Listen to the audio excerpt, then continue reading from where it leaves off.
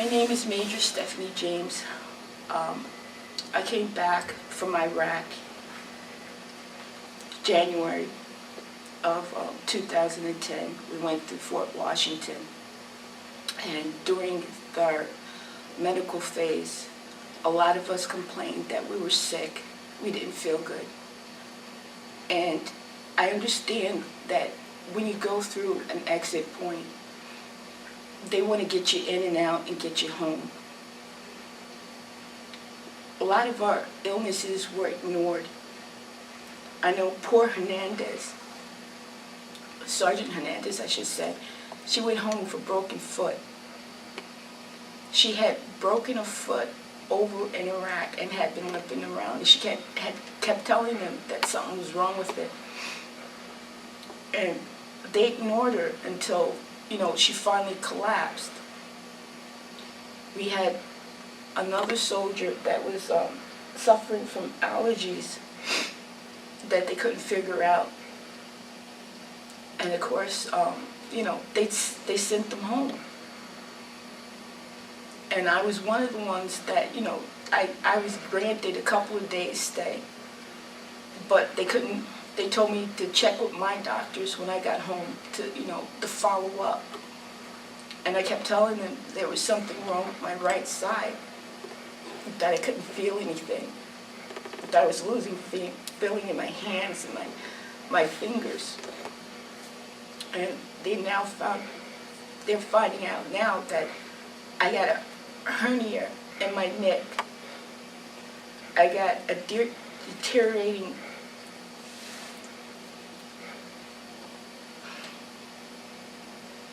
bone in my back that's only going to get worse. That my whole right arm was dislocated. It was separated, the muscle from the actual bone. And every time it rains, every time someone turns on the air conditioning, I feel like bones are twisting. And the only person that understands my pain is an 84-year-old woman that suffers from the same thing.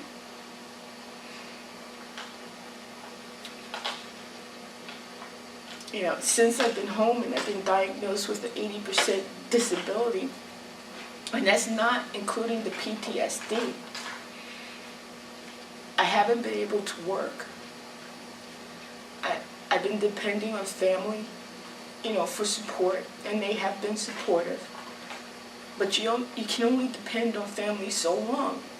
And I've worked all my life. I've worked since I was 15. I worked when I had my child, as well as served my country, so I'm used to working. But now I can barely hold a spoon or a fork for a long amount of time. It's hard to even hold a curling iron. Even when I had this pain when I was in Iraq, and I kept feeling it get worse, I never failed to do my duty. But when I got home, I couldn't find a place to stay. I couldn't find a job. And now I gotta depend on other people to support me, while I still try to support my son.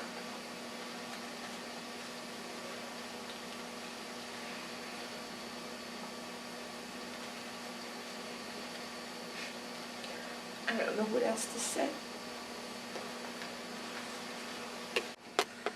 In 2005, as a reservist, I was activated for active duty to support OEF, Operation Enduring Freedom, at Fort Dix.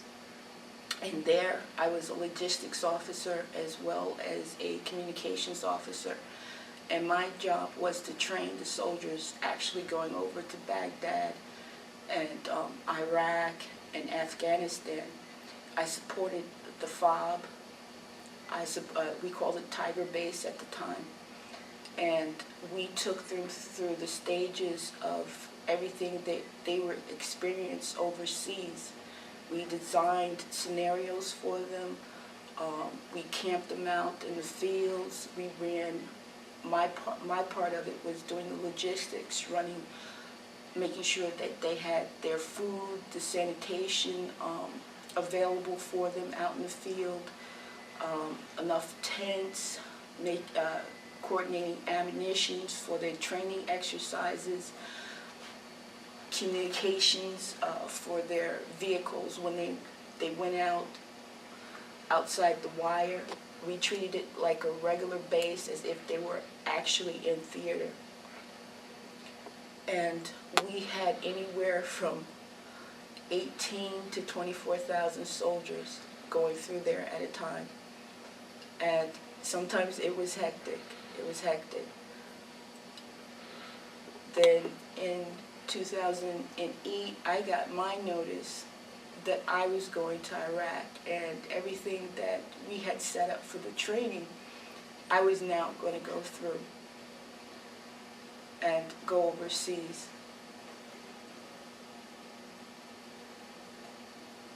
And you know, it was funny seeing the things that you designed, that you voted on, that you supported, and you know, argued about in meetings. You're now sitting in it going, I actually voted for this. You know, I actually rooted for this. And you're going through the training yourself, and you not understand how the soldiers felt. And there was a lot of soldiers that went through while I was in the FOB, and I was running that as the S4. You know, they were scared 19 and 20-year-olds, and you're trying to, you know, give them the confidence that they need to do their job, and remind them of little things, because when they're in the training base, they don't think anything about laying their weapon down because it has blanks in it, or not wearing a helmet or their safety vest. But when they get over there, they can't forget not to put the helmet on, not to lock and load their weapon. And sometimes you had to remind them. And it was nice when they came back through and they said, well, your training saved our lives. Because we would have the hot wash when they came back out of the field or came from Iraq or Afghanistan, and they would sit down and tell us about the do's and don'ts to help us improve our training. So when we send guys out, we were giving them the latest on what they needed to know in the field before they got over there. And it was nice when they said, well, I remember when they taught us to do this, this, and this, and they would give us credits or kudos for what we taught them, and we would take that and pass it on to somebody else. But, you know, eventually, like I said, in 2008, it became my turn, and I went overseas.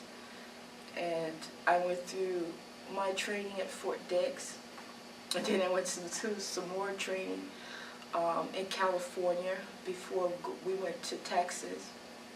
And we went for some more training there before we went overseas.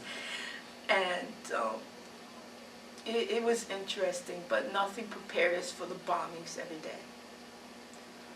Having it land right outside your sleeping area, having it land right outside your DFAC.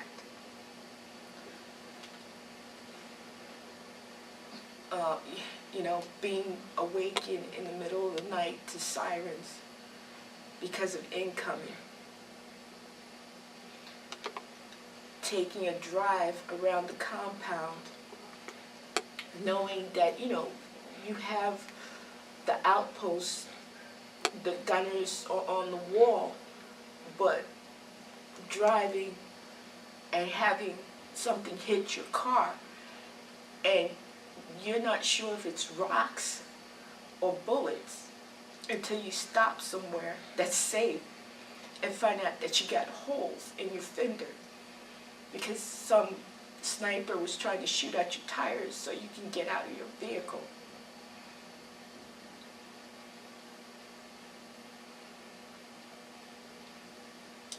And then you make it home.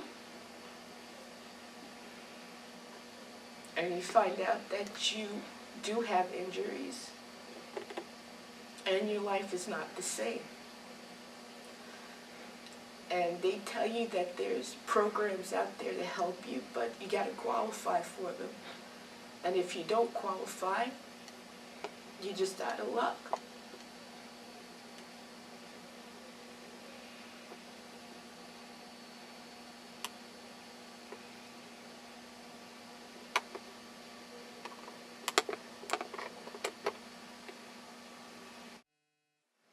If you'd like to know more about me and other future soldiers, go to www.facebook.com/one as in ONE underscore vet VET 2011. If you'd like to donate to me or other soldiers in the future, you can go to donate to the Black Belt Veterans Homeless Coalition charitable account in the name of Stephanie A. James. Thank you.